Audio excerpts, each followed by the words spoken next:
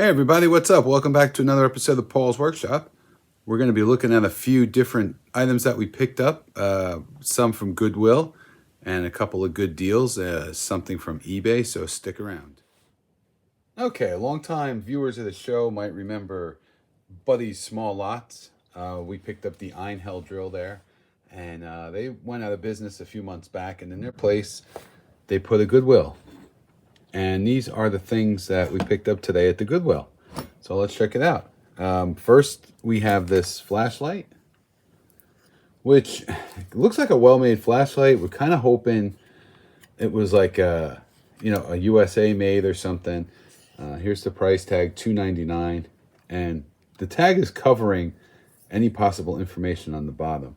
So I'm thinking it's probably going to say made in China or Hong Kong. So let's see what we have here. We have a made in Hong Kong. So I was kind of hoping maybe this was like an official Boy Scout one or something, but I think the logo would be up in a different spot. But I just picked it up for $2.99.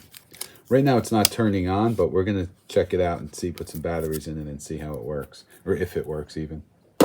Okay, next up. This one was 99 cents. This is, it's got a couple dents and things in it, but this is an old Eveready, a made in USA. You can see their Union Carbide, New York. And this one works. So this is just going to need, maybe we'll do like a cleanup on the casing a little bit. Take some of those scratches out, just give it a good cleaning. So that was 99 cents. And an S wrench for $1.99, and I think this is a Williams with that W stamped on it. But I do think that that's a Williams S wrench, so that should clean up nicely. And then this bag was $4.99, and we have a slide lock in it, like for a bathroom door, which I wouldn't pay that much for. But inside the bag was also a mini mag light. Chrome. So we're going to see how that, how that even works. I have to open. I haven't even really opened this yet. So we'll see. Take a look at see if the batteries or whatever need to be changed. So take a look inside there.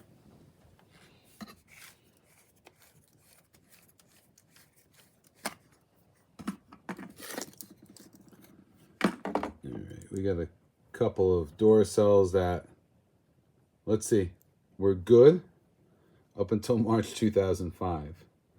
So they've been in there a while. They haven't leaked, which is good. So we're going to put 2 fresh batteries in there and see how she does.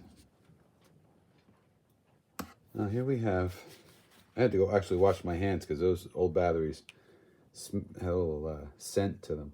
So here's 2 brand new fresh Duracells.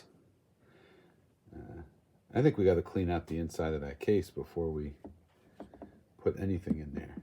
So let's do that. I'm just going to get some paper towel and get that in there and clean this out. Wipe that out with some paper towel. We pushed in a screwdriver to kind of move the paper towel around just to get whatever that was in there out of there. Now let's see. Put the new batteries in.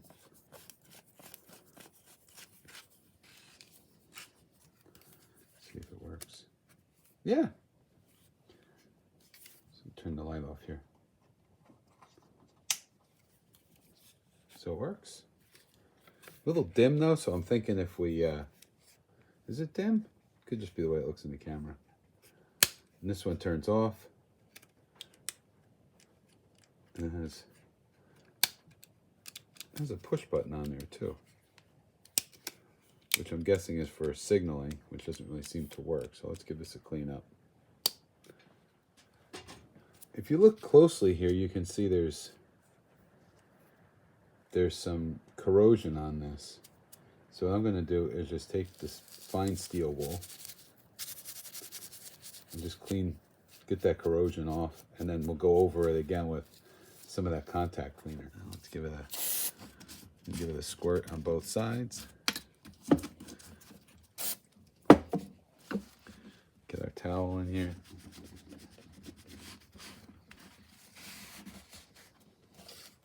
Okay, you also want to clean around here, the bottom part here, so I clean that up. And then I put a little bit of the contact cleaner in the switch, just right in this spot here, just a very light, just to help it move. Now we'll see how we did, see if that helps out at all. Okay, after the cleanup, now the push button works. Still a little hard to see in here with the lights on, but it's nice and bright now. Where before it was dim. So just cleaning those contacts really made a difference. And now it's a nice little flashlight. Unfortunately, it's not a BSA and it's not a made in USA, but it is a cool flashlight. I kind of always wanted one of these, so there's too many things I've always wanted. Part of my problem here. Yeah, this is one of those big irritants from Goodwill, is that they put these stickers on.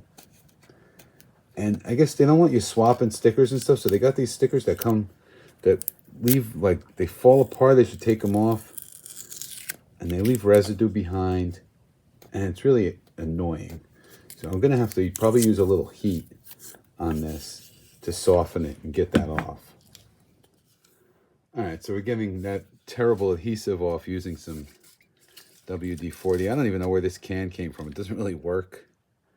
It doesn't squirt like it's supposed to. Garbage. But yeah, WD-40 takes off the adhesive. And it's also just cleaning this up pretty nice too. Still got those little scratches. And I don't think you can really get those out because this is like chromed. But yeah, just want to give that a clean up. Let's see what kind of... So, oh wow, yeah. This is kind of cruddy inside too with those dollar store batteries. Look at the dust inside of that guy. So we'll clean that out too, just like we did the other one. But yeah, so there you go. There's two flashlights. Right, now we're going to take a look at the mini mag light. And the first thing I noticed, and I'm not too happy about it, is this doesn't want to come off easily. And that a lot of times is a sign that these batteries are in there and they're swollen and they're not going to come out. So I think I'm going to get something to protect this, get a pair of pliers. We're going to see if we can open that. All right, what you want to do is grab a pair of pliers like this that has a nice curved jaw, right, that fits around it. I'm going to cover it with an old rag so it doesn't get scratched up. So we don't want to mar it. And just take our pliers.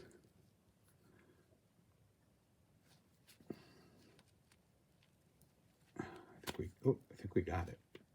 Did we get it? I think we got it. Felt like I had it. No. Must have just been spinning. Now, of course, while I was playing around with it, I knocked the light bulb out and it went somewhere where I'll never see it again. So even if I get this open, I'm not going to know if it's going to work until I get a bulb for it. But I'm really having trouble getting this case open. And that doesn't, I should have taken it out of the Ziploc. Okay.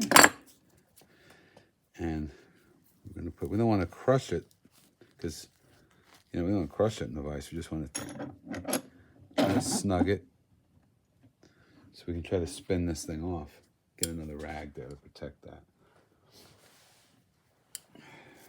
Let's wrap it with this.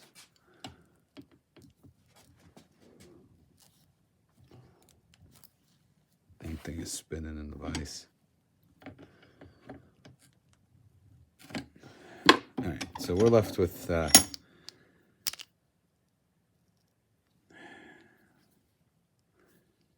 yeah, I think this, I don't want to mar this up, but, well, I'm going to put this aside and go back to it another time because it's starting to aggravate me.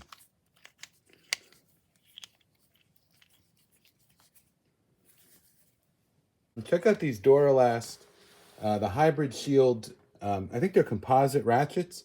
And I kind of wanted these. I don't remember if I saw Snap Ring Chronicles or somebody was doing a review on these. Or maybe I read a review. But whatever the case was, I was always kind of intrigued by these. And I wanted to pick them up.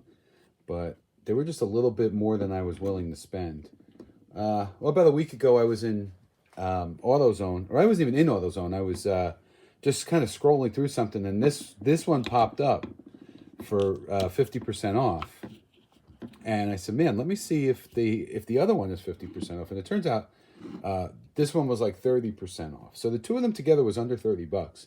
And I had some rewards from a credit card for AutoZone. So I had a gift card, I had a $25 gift card. So I went in and picked these both up.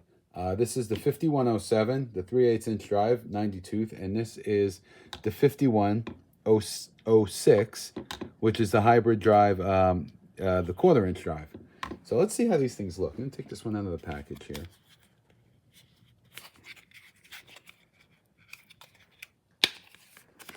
And set the package aside. I might actually save the packaging. It's not all that bad. And you can see it, these are probably, why is it so blurry?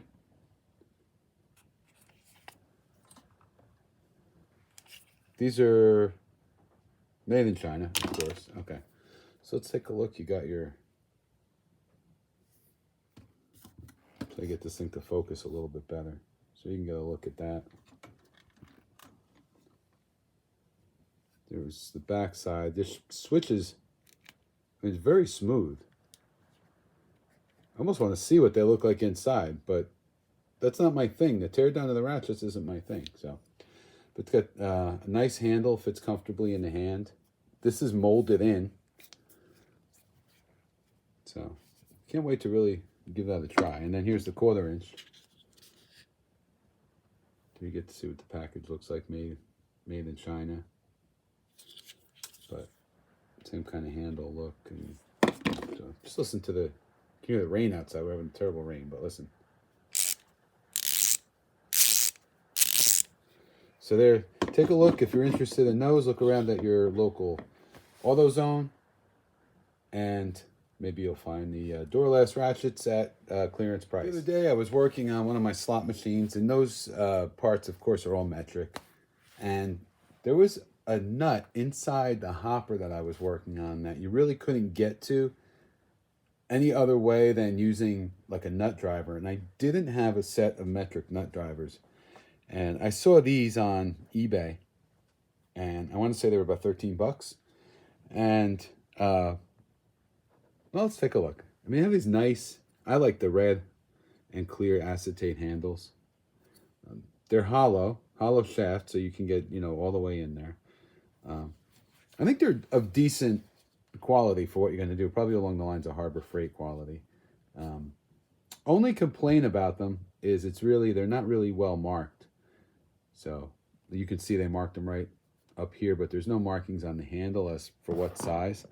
But you got 5, 6, 7, 9, no 9, 5, 6, 7, 8, 10, 11, 12. So 5 to 8, and then 10, 11, and 12. And they seem to be decent. Yeah, they're as good as any like Pittsburgh or whatever. So that's something if you're in the market for. I know we kind of tend to like these red handles and acetate, nice looking type things. So yeah, there's a set of nut drivers from eBay. All right, folks, there you have it. Another fine episode of Paul's Workshop. We got the rain coming down here like a monsoon here this weekend. We're supposed to get several inches of rain, so we'll see how that turns out. We're really close to hitting our 1,000 subscriber mark.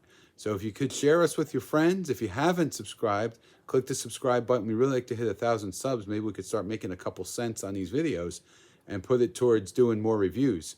Everything we review here is unsponsored. It's out of, you know, our play money, our pocket money. So if we get a couple dollars in the account to buy a few more things to do reviews on, that would be great. But anyway, like and subscribe. Thanks for watching Paul's Workshop, and we will see you next time.